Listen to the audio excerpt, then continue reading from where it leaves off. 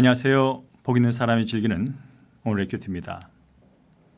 오늘 묵상할 말씀은 시편 78편 1절에서 11절까지의 말씀입니다. 내 백성이여 내 율법을 들으며 내 입의 말에 귀를 기울일지어다.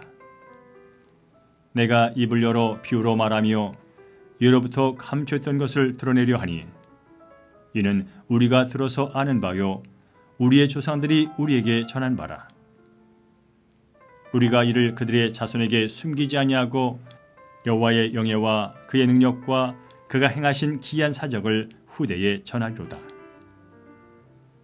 여호와께서 증거를 야곱에게 세우시며 법도를 이스라엘에게 정하시고 우리 조상들에게 명령하사 그들의 자손에게 알리라 하셨으니 이는 그들로 후대 곧 태어날 자손에게 이를 알게 하고 그들은 일어나 그들의 자손에게 일러서 그들로 그들의 소망을 하나님께 두며 하나님께서 행하신 일을 잊지 아니하고 오직 그의 계명을 지켜서 그들의 조상들 곧 완고하고 패역하여 그들의 마음이 정직하지 못하며 그 심령이 하나님께 충성하지 아니하는 세대와 같이 되지 아니하게 하려 하심이로다. 에브라임 자손은 무기를 갖추며 활을 가졌으나 전쟁의 날에 물러갔도다. 그들이 하나님의 언약을 지키지 아니하고 그의 율법 준행을 거절하며 여호와께서 행하신 것과 그들에게 보이신 그의 기이한 일을 잊었도다. 아멘. 네, 과거의 실패를 되풀이하지 않으려면 과거로부터 배워야 한다는 말이 있습니다. 그러나 과거로부터 배우는 일은 쉽지가 않지요. 오늘 본문을 묵상하면서 왜 과거를 배우는지 함께 살펴보겠습니다. 1절부터 먼저 4절까지 보면 자녀에게 최고의 유산을 남기라고 말씀합니다. 우리가 과거의 실패를 끊임없이 되풀이하는 이유는 과거의 실패로부터 아무것도 배우지 못했기 때문이죠. 역사는 릴레이 경주와도 같다고 합니다. 릴레이 경주에서 가장 중요한 것은 다음 주자에게 바톤을 빠르고 정확하게 넘겨주는 것이죠.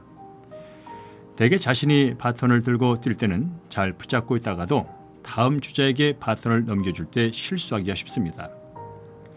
사람들은 자신들에게 세상의 지식과 많은 재산을 남겨주려고 노력을 하죠. 그렇지만 다음 세대에게 부유한 재산을 남겨주는 것보다 더 중요한 것은 바로 하나님을 아는 지식을 남겨주는 것입니다. 하나님과 함께하는 사람은 값진 인생을 영원히 살 수 있기 때문에 그렇지요. 그래서 4절 후반부 이렇게 말씀합니다. 여호와의 영예와 그의 능력과 그가 행하신 기이한 사적을 후대에게 전해주라고요. 이어서 5절부터 8절까지 말씀을 봅니다. 시편 78편은 이스라엘 역사를 들여다보면서 다음 세대에게 하나님께서 행하신 일들과 선조들의 죄악 그리고 하나님께서 베푸신 사랑 등을 이야기하는 것을 볼 수가 있습니다. 이처럼 역사를 노래와 시로 만든 것은 다음 세대들이 기억하기 쉽고 되새길 수 있도록 하기 위해서 그렇게 한 것이죠. 시편 78편을 지은 시인은 조상들로부터 전해들은 역사의 교훈들을 그저 다음 세대에 단순하게 되풀이한 것이 아닌 것을 보여줍니다.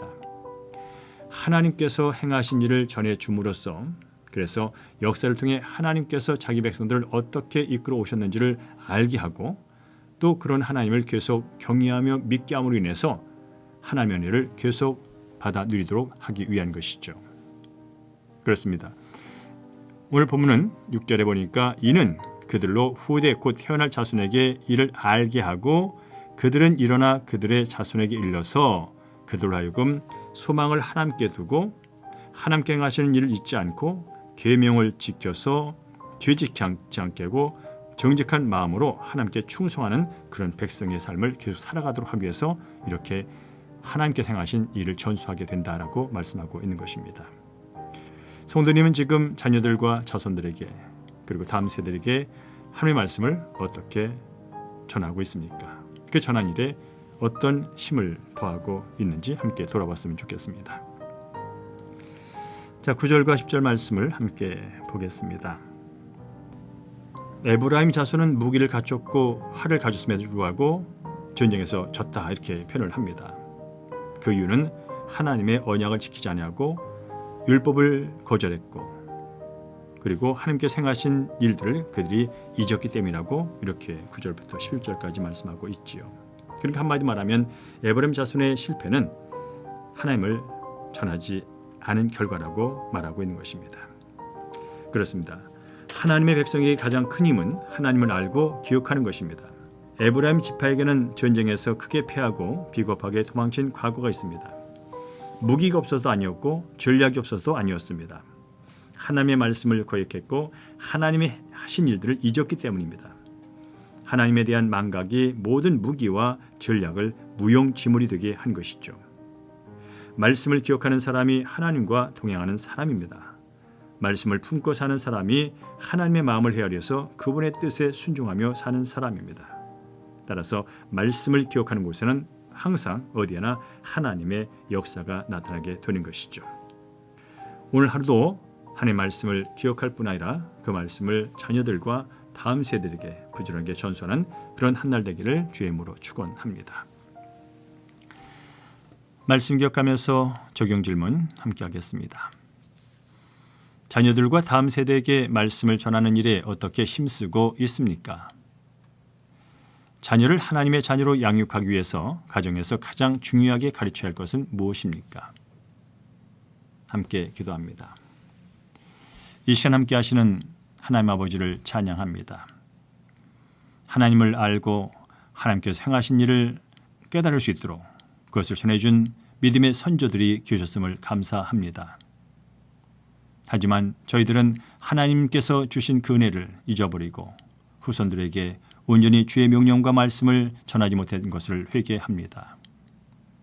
이제 먼저 믿고 하나님을 섬기는 자로서 말씀을 바로 배우고 실천하게 하시며 자손과 다음 세대에게 제대로 전하는 삶을 살 수 있도록 인도하여 주시옵소서. 오늘도 은혜 받은 말씀을 삶 가운데 실천하며 본을 보이는 삶으로 주님께 영광 돌리기를 소망합니다. 성령님 함께하여 주시옵소서. 아울러 몸된 교회에 속한 모든 자녀들과 다음 세대를 축복하여 주시옵소서.